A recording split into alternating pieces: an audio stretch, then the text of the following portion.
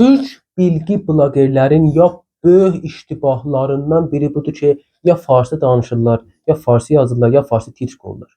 Mən özüm indi əzabdıyam ki, postlarıma farsı titr yazıram, amma islah eləyəcəm bunu. Yəni məni bağışlayın ki, bu işi görürəm. Amma xop mən taza gəlmişəm. Mənim bir toziyim var, taza gəlmişəm və getdim islah olacağam. Bizim böyük baxın peyçlərimiz var.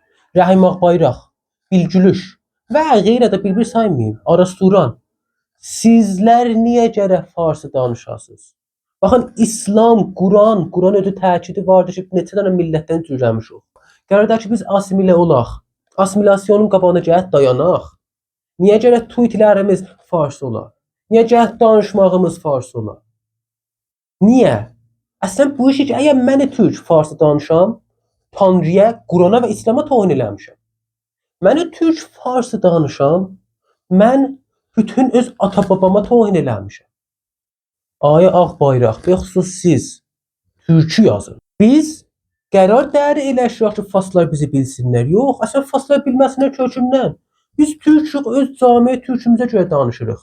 Qərar dəri mən farslara görə danışam. Bir dənə fars çox istəyib bilə mən nə deyirəm. Çox sevib mənim sözlərimi bilə, getsin türkü öyrəşsin də. Fars istəyir mənim sözlərimi bilə, getsin türkü öyrəşsin. Qərar da mən farsı öyrəşəm, ona danışam ki, o bilə.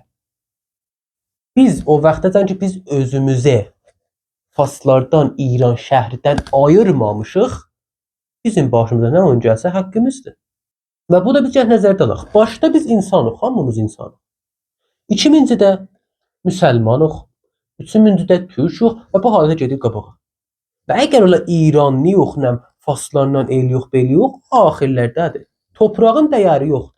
İdeolojinin, insanların, dillərin və eytəc yaman fərhəngin dəyəri. Yaşayasın.